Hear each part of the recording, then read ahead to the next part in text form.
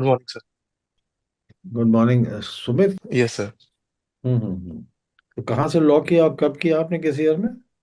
Sir मैंने law किया है एसआरएम यूनिवर्सिटी से 2021 में कंप्लीट हुआ था। SRM का फुल फॉर्म क्या हुआ? श्री राम मेमोरियल। ये कहाँ लोकेटेड है? ये सर दिल्ली एनसीआर एरिया में सोनीपत और दिल्ली बॉर्डर पे है सर।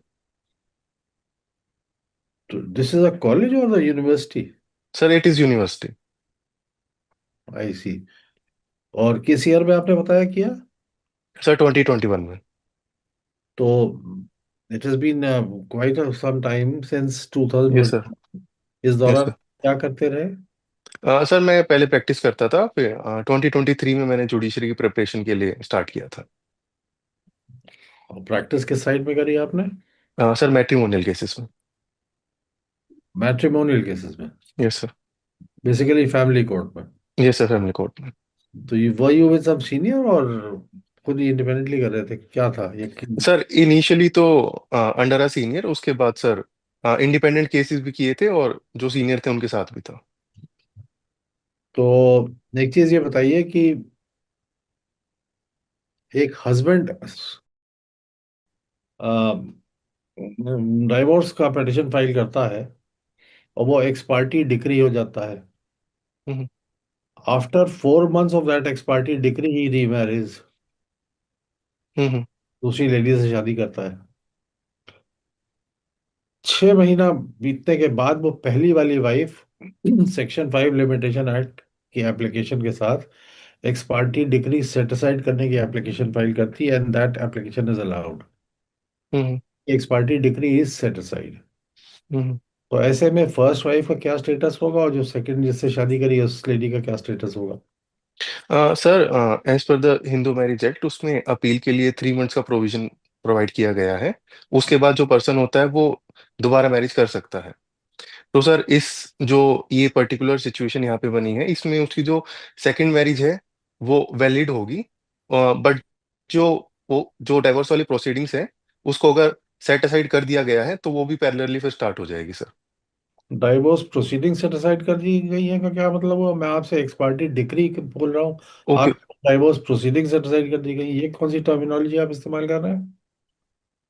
हाँ sir, x party set aside हो गया है तो सर। क्या एक्स पार्टी डिक्री, पूरी बात बोलिए, and you try to stick to legal terminology. You are aiming to become a जज, इतनी लूज टॉक मत करिए। Okay okay sir. Loose language is never appreciated. जी। हम्म।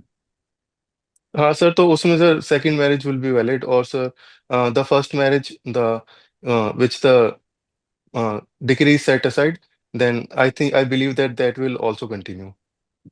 यानी फिर वो दो बीवी होंगे उस आदमी की, हिंदू लॉ प्रोहिबिट करता है।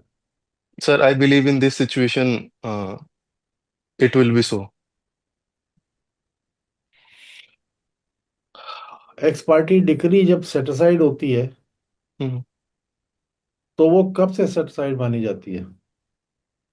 Sir when the decree is pass from that day only. It relates back to that date. All right. Yes sir. Relate back कर गई तो फर्स्ट मैरिज रीवैलिडेट हो गई, because ex yes party sir. Been set aside. तो ऐसे में second wife जो है उसका स्टेटस वाइफ का रहेगा, जबकि हिंदू लॉ आप जानते हैं कि दो मैरिजेस तो बिल्कुल ही प्रोहिबिट करता है। Sir, in this situation, as the section 15 itself provide that a person can marry after the time period for appeal is over. वो सब तो बिल्कुल आप सही कह रहे हैं, मैं आपसे Mhm. पूछ रहा हूँ कि अलाउ करता है, उससे शादी कर भी ली, कोई क्रिमिनल एक्ट नहीं किया उसने, ऐसे केस में बाईगेमी के लिए कोई भी वाइफ स्यू नहीं कर सकती, लेकिन सेकंड लेडी का स्टेटस वाइफ का कंटिन्यू करेगा या नहीं करेगा? सर अगर इस सिचुएशन में, सर अगर आगे जाके कोर्ट डिवोर्स को अलाउ नहीं करता है, जो डिग्री सेट असाइड हुई है, तो सर उस सिचुएशन में वहां तक तो सर। वहां तक तो पहुंचा ही नहीं है। Don't add facts to the question. Hmm. आपसे तो सिर्फ इतना पूछा जा रहा है कि एक्स पार्टी डिग्री सेटिसाइड हो गई and that divorce petition is pending. ये तो नहीं कहा गया कि डाइवोर्स पिटिशन फाइनली डिसाइड हो गई है। हम्म। क्वेश्चन में आप पिटिशन थोड़ी कर सकते हैं अपनी तरफ से, question restrict to the question. Sir as per second section 5, sir the husband he was single at the time of marriage, so sir I believe that the second marriage will be valid. जब आप profess करते हैं कि आपने matrimonial court में practice करी, तो these are, ये क्वेश्चंस बहुत समय से अराइज किए हैं और इन पे बिल्कुल व्यूज सेटल हो गए। ये संजय सिंह एक पॉलिटिशियन था, याद है आप? हम्म, उसने सर। उसने यही किया था कि एक्स पार्टी डिक्री करा के दोबारा शादी कर ली थी after of course that 3 months period. Hmm, ये क्वेश्चन वहां से अराइज किया था and it has been finally determined. तो थोड़ा सा, जब आप प्रोफेस कर रहे हैं कि उस साइड में आपने प्रैक्टिस करी और यहाँ तक आप क्वालिफाई कर गए कि आप सीनियर को छोड़ के इंडिपेंडेंट प्रैक्टिस करने लगे, then better knowledge is expected out of you. Yes sir. देखिए जैन साहब, आपसे कुछ क्रिमिनल लॉ पे सवाल पूछेंगे, देखिए आपकी उसकी अंडरस्टैंडिंग कितनी है। प्लीज जैन साहब continue. Thank you so much, sir. So, Sumit, you have said you have practiced in matrimonial side, but खाली आप being very honest with you, जिस जॉब के लिए आपने अप्लाई किया है, हम्म, उसके लिए अभी आपको मैट्रिमोनियल से ज्यादा क्रिमिनल और सिविल आना चाहिए। हम्म, मैट्रिमोनियल के लिए अभी आपको 10 साल की कम से कम सर्विस करनी पड़ेगी मैट्रिमोनियल कोर्ट में बैठने के लिए। Yes sir. You should being qualified as a district जज hmm, in order to decide the matrimonial disputes. Yes sir. Sumit, अच्छा एक चीज बताइए, ऐसा क्यों किया गया है लॉ के अंदर कि फैमिली डिस्प्यूट्स को डिसाइड करने के लिए जुडिशियल मैजिस्ट्रेट या सिविल जजेस को पावर नहीं दी गई है, कि पावर डिस्ट्रिक्ट जजेस को दी गई है? Sir, under the Family Court Act, when it was made, the power is provided to the district court, and itself in the statute itself, the power is given to the district court because the marriage they are considered as a sacrament and they have a large impact upon the society.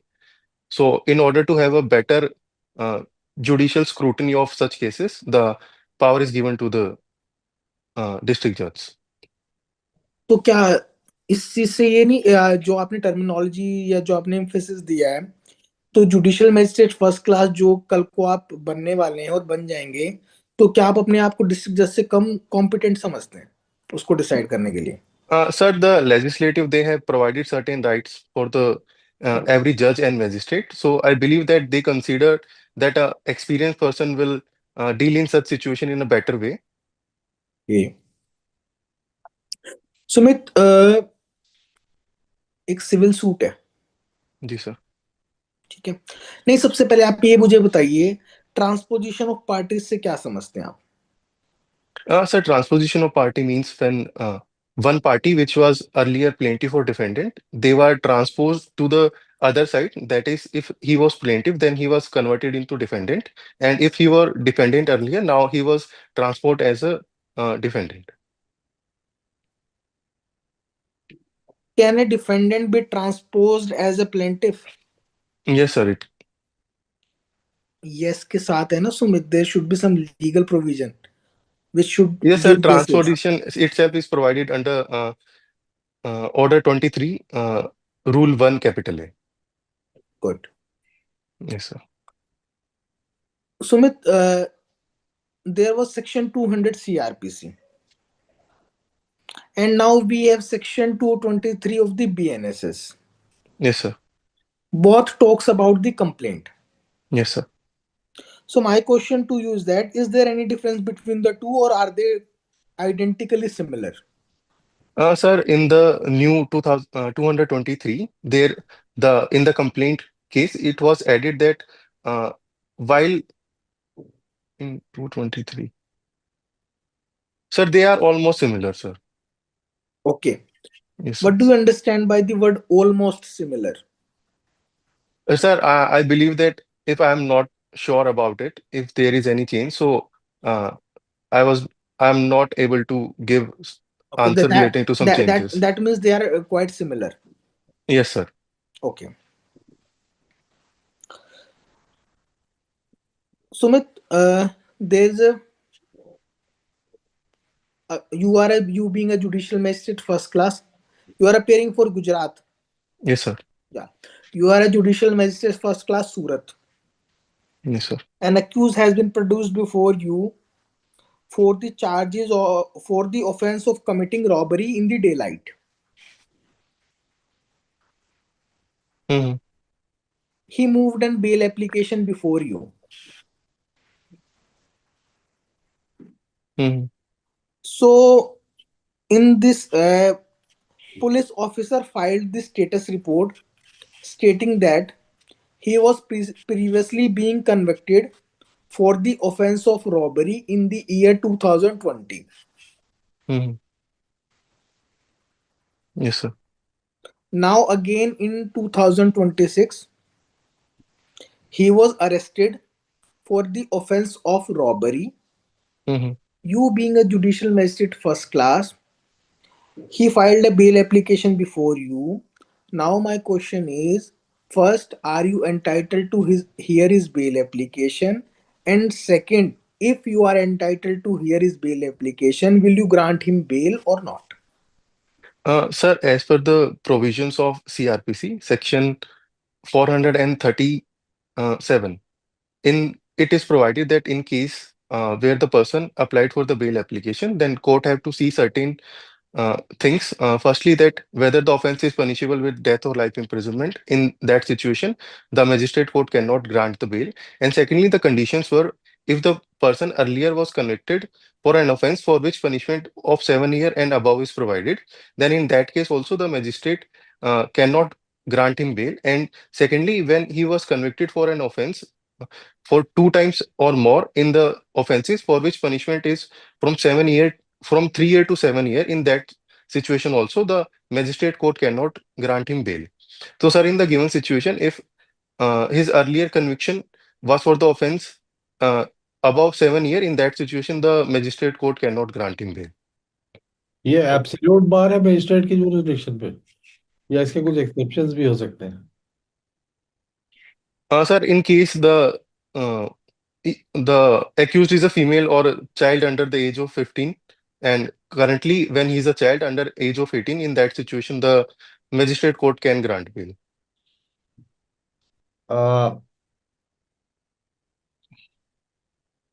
Juvenile की बात तो नहीं हो रही है, मैं तो adult mail की बात कर रहा हूँ कि अगर एडल्ट मेल एक्यूज्ड है किसी केस में of an offence which is punishable bye life और डेथ, Mhm.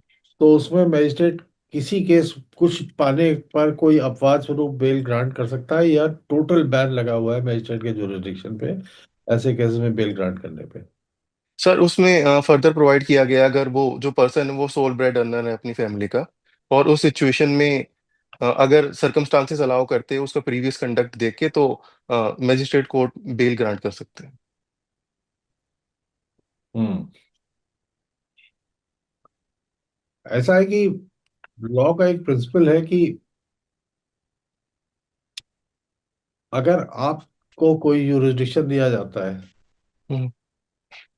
से बेल की बात हो रही है, yes sir.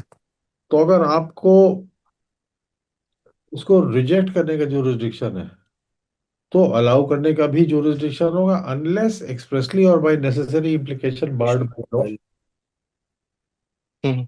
That is the general rule. Yes sir. तो कोई एग्जांपल आप दे सकते हैं कि लाइफ या डेथ से पनिशेबल ऑफेंस एलिज्ड है, उसमें एडल्ट मेल को जो एक्यूज्ड है सर। यस मजिस्ट्रेट लेवल पे बेल मेरिट्स पे कंसिडर की जा सकती हो या ना की जा सकती हो? Sir. Sir, I have to read upon it sir. Hmm. I am not sure about it. अगर किसी कॉन्ट्रैक्ट में, मनी कॉन्ट्रैक्ट है, उसमें क्रेडिटर अगर प्रिंसिपल डेटर को डिस्चार्ज कर देता है बाई से एक्सप्रेसली और by some act on his part, ऐसे में श्योरिटी की रिस्पॉन्सिबिलिटी क्या रह जाती है? Sir, as per the provision of Indian Contract Act, I'm not able to recall the exact section, but in such circumstances, the surety will also be discharged, sir. और continuing guarantee के case में अगर surety की death हो जाती है, Mhm. तो surety की उस प्रॉपर्टी से जो उसके सक्सेसर ने सक्सीड करी है वसूली की जा सकती है या नहीं?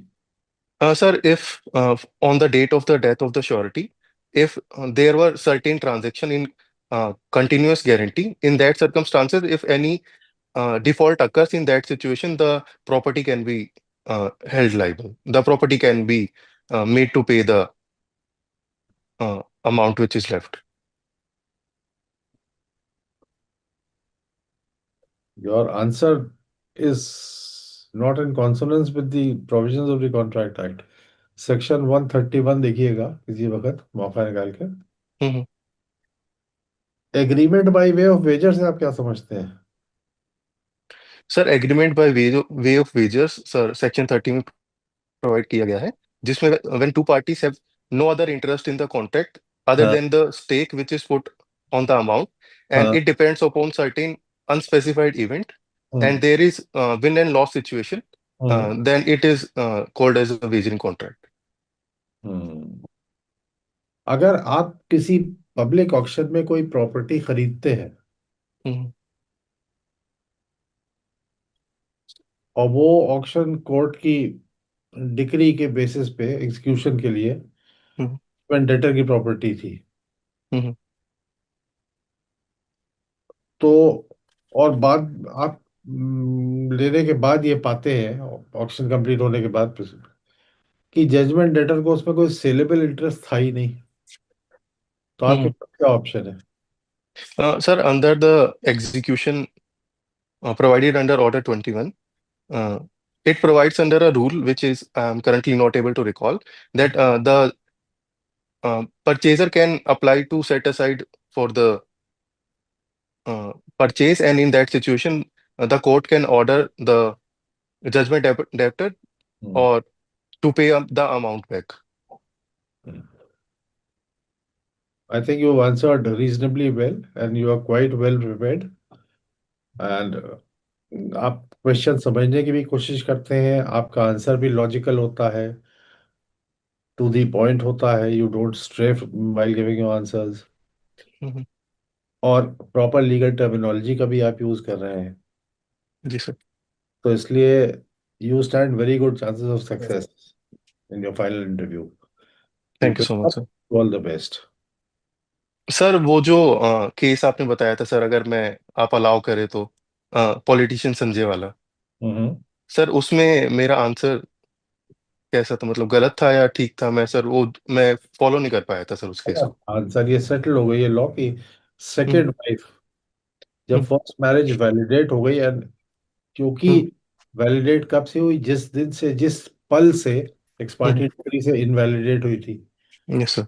सेकंड वाइफ का स्टेटस जो है वो वाइफ का नहीं रह जाएगा। She will be okay. Entitled to so many benefits, all right, yes but yes sir. Not be deemed to be wife in the eye of law because okay okay. Law specifically prohibits two marriages, right? Okay.